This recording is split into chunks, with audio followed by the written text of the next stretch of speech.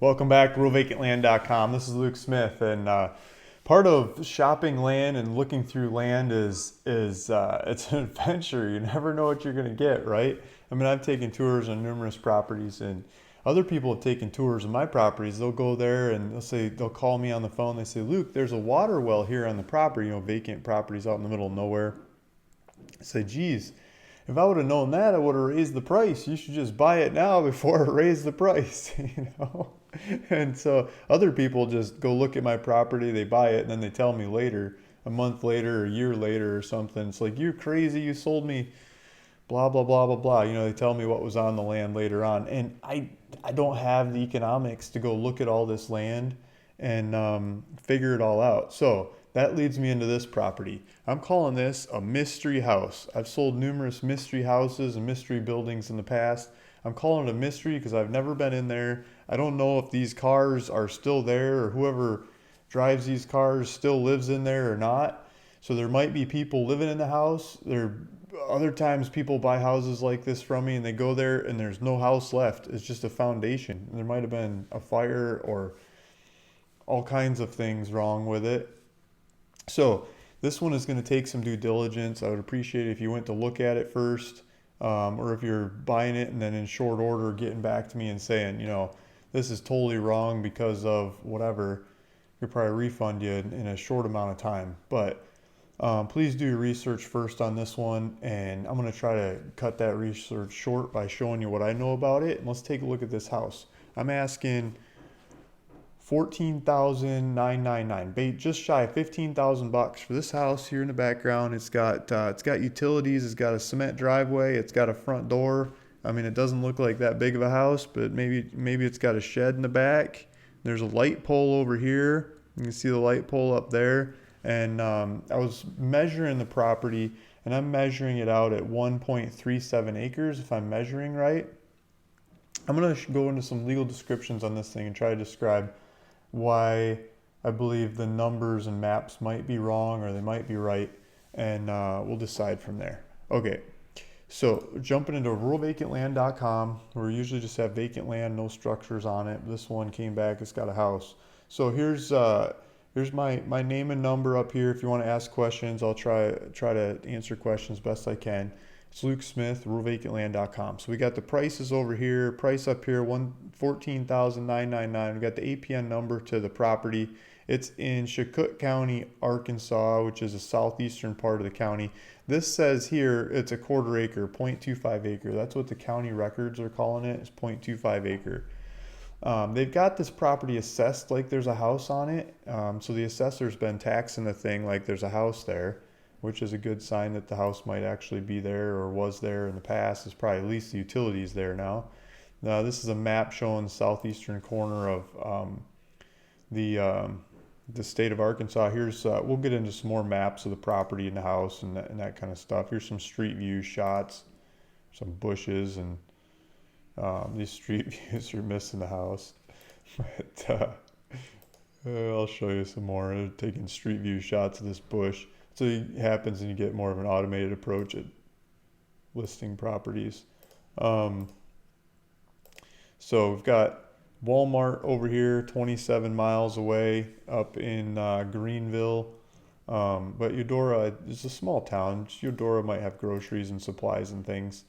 So let's take a look at this. I got the maps pulled up, and this is the maps that are officially coming through on this APN number, this description and stuff. And I'm going to break these maps down in some more views here soon.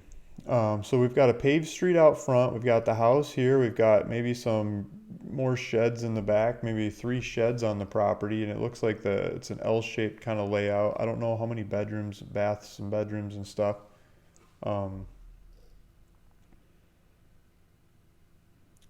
There's some mobile homes in the area. There's a mixture of mobile homes, manufactured homes, and nicer homes. Across the street looks like a nicer one too. If we zoom out, there's a highway over here. If we zoom out some more, the little town is to the south. I'm not sure what this town has and doesn't have. I'm not so familiar with this town. Looks like they've got some farming processing facilities of some kind. Yeah, a couple commercial districts. So I don't know if the downtown's happening or not. We could go take a drive through town. It looks pretty boarded up. um, yeah, it looks like pretty boarded up downtown. So not happening downtown. This area, the population has gone down a good deal. The last 20 years, population is basically cut in half. And what's happened is a lot of, so here's classic American downtown. It's just a bunch of empty stores. So you could probably you could probably buy these buildings for not much money. You could probably rent them for next to nothing. And go run businesses out of these and regentrify this town. So I think that makes a great opportunity. But back to what I was saying is the population has been basically cut in half in this area over the last 20 years. This probably used to be a really cute, bustling town where everybody knows everybody, but there's just no jobs. And what happened was the farming in the area got mechanized. Tractors got more efficient. We don't need as many people. So here's a grain mill down, some kind of farming processing down at the end of the street. So all these shops, the people started taking off. They can't get jobs on the farms. It doesn't pay the bills. It doesn't put the kids in school. It doesn't do it, right? I guess some places still look nice in town, but the town's boarded up. So people left looking for jobs in other cities, in other states, and other areas. So this whole region has had a downdraft of population. Here's City Hall. Looks like City Hall's still open for business. And so I asked if there's any regulations really at building or working on the properties in here, and they don't even have building permits. I mean, they're just happy to have you. They're just so happy to have you. Like, just come and love it and go for it. So here's a store. Let's see what this is. Sunflower. Looks like they sell ice and pizza, and this is probably the local grocery store. Coca-Cola. Looks like you can park right in front of the store, walk in. You don't have to park in a big parking lot.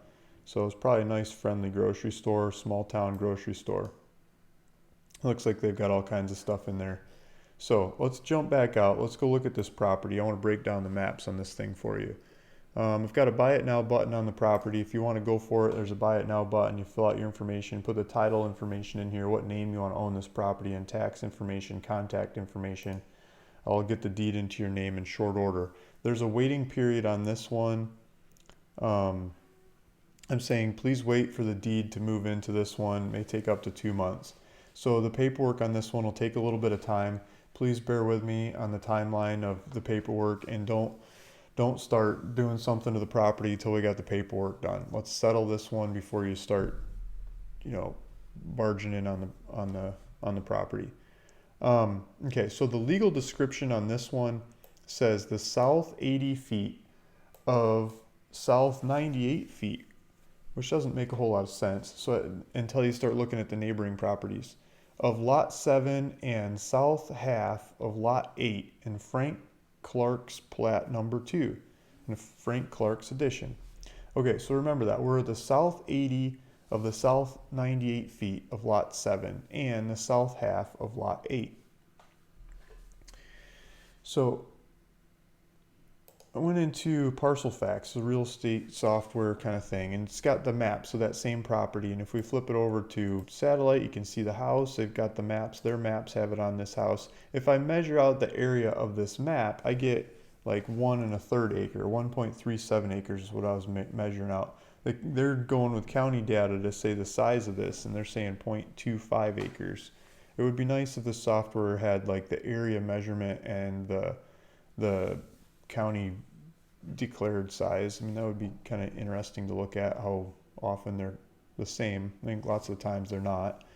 And so this property, if we click on this and we get the information that the software is getting from the county of what, let's see. So it's saying their legal is south 80 feet of the south 98 feet of lot 7 and south half lot 8, Franks Clark plat number 2.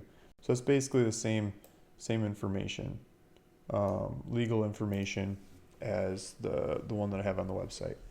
If we look at the property to the north of this one, because we're looking at the south 80 feet of lot 7, right? So if we look at the property to the north of this one, their legal description is the north 18 feet of the south 98 feet of lot 7, Frank Clark's plat number 2. So if you remember that previous legal description I was just describing, it was the south 80 feet of the south 98 feet of lot 7, which is redundant. It doesn't make sense until you see the neighbor. Okay, it used to be the south 98 feet. And then after that, they cut off the south 80 feet. And so this lot north of us is an 18-foot lot, 18-foot wide lot. And if we look at it on the map, it doesn't look like it's 18-foot wide map or 18-foot wide lot. And it says it's 0.45 acres. So that's kind of goofy. Their legal description doesn't match what I'm seeing on the maps on that lot next door. And then we go back to the one that we have in question here, and let's go back to that legal description. So, okay, this is south of the one that's got 18-foot wide property to the north. That makes sense. But this one says it also has the south half of lot number 8. And so when I keep clicking around here and looking at the neighbors, if I go south of this one, this property that's directly south, it says it's 0.31 acres. Which is supposed to be, it says this is bigger than this one, right? Which, you know, if you look at the map, it sure doesn't look bigger. But it says it's 0.31 acres. And if we go down, I mean, this one, the county's valuing this one a lot higher. But on the map, it doesn't look like there's a house on it. But the county is, you know, improvement value of $26,000. They're saying there's a house on there.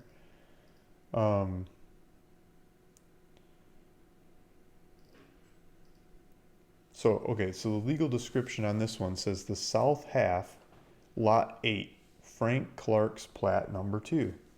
Now, if you remember the legal description of the property that we have, it's the south 80 feet of lot number 7 and the south half of lot number 8. Frank Clark's plat number 2. It's the same thing.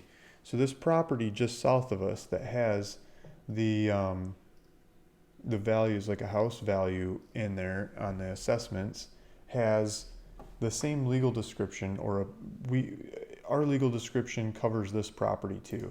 But this property has a different person listed as the owner in the county record, someone else paying tax on it.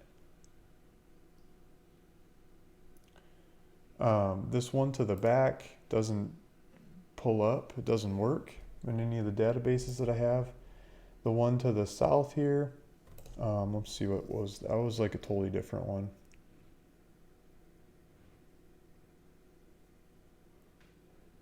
This is lot 17, so blah blah blah of lot 17. So this is different lot numbers over here. So the map is kind of weird there.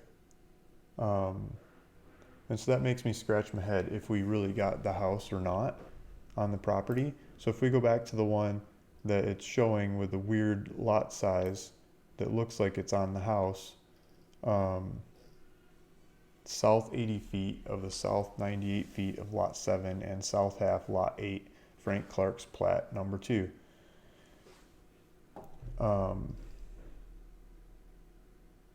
Yeah, so they're saying the total value calculated was $1,400 when the other one just south of it, that we've got a legal description covering that one, they're saying the total value calculated on that one is like $27,000. This is the assessor values. So I'm not 100% sure if we have the house or not, but I know some of you guys out there know how to navigate through these kinds of descriptions and figure it out. Or if you're in the local town and you're willing and able to go in person and pull some deeds, pull some paperwork on these properties, because they won't ship it to me. You got to go in person and get it. You could probably figure this out, and you could probably take off with a house for like next to no money. Let's look at the market on this. I pulled up Chicot County, Arkansas, and I tried to pull it up in Zillow, but there just wasn't anything. So I got it pulled up in Realtor.com. So Realtor.com, I sorted this thing, and we're looking for the cheapest house. So the cheapest house on here is, well, now it shows 55,000. When I was looking at it before, the cheapest one I saw was just 56, but it's about the same thing. So 55, $56,000, 59, those are still really cheap houses. There's some mobile for 77, and the prices go up from there. Okay, so cheap house in the area, 55 grand. So I took this 56 when I was doing the math, and I went with like 25% of that and rounded it off, and I came up with a 14,999 price. So I think it's about a quarter of the price of the cheapest house in town. Yeah, so I pulled it up. I got other data sets are coming up with the same lot lines. I pulled it up in multiple different real estate databases, and they all show this house on this property. Yeah, so there you go. Go take a look at this thing. Let's look at it from our maps. If we look at it from the maps, we've got Google Street View, and you can go do this too. You can go look at Google Street View by going to the link in the video below, or this video that you're watching. There's a link in the description. So go to the description, and yeah, it'll take you back to this website. So on the maps, the north boundary of this property starts basically where this driveway is, and the neighbor's got a mobile there, and power and everything, and then it goes south. So there's some junk someone left over here. There's a pile of bushes here, and as we get past those bushes, this would still theoretically be on the property.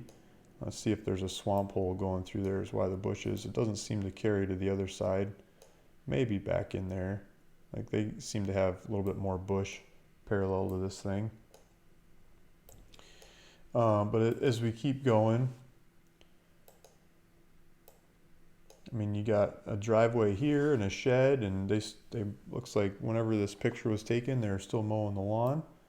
And power line, light poles, mailbox, driveway, porch, house, couple sheds behind it, satellite, like somebody's actually living there and going for it. And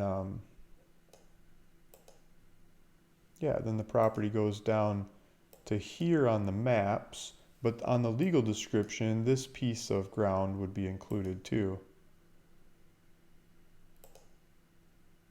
It goes down to right about, probably to where they're mowing their lawn too. So that whole spread seems to be the property, and I may have something wrong, but I think there's a house on this one, and with a little due diligence, I think you should be able to buy this thing for a quarter of the cheapest house in town if you want to go for it. So that's the idea. This is Luke Smith, ruralvacantland.com. Please let me know if you have questions or if I can help figure out paperwork on this thing. And yeah, and again, if you're buying this, wait till we have the deed into your name before you go run with it. It's going to be a little bit of time to process this thing. And thank you. Thanks for listening. Thanks for watching. I hope to have more properties like this coming up here in the near term. But this one's ready to go. If you want to go for it, get a house for a quarter of the market, let me know. Thanks. Talk to you again in the next video. Luke Smith. Bye.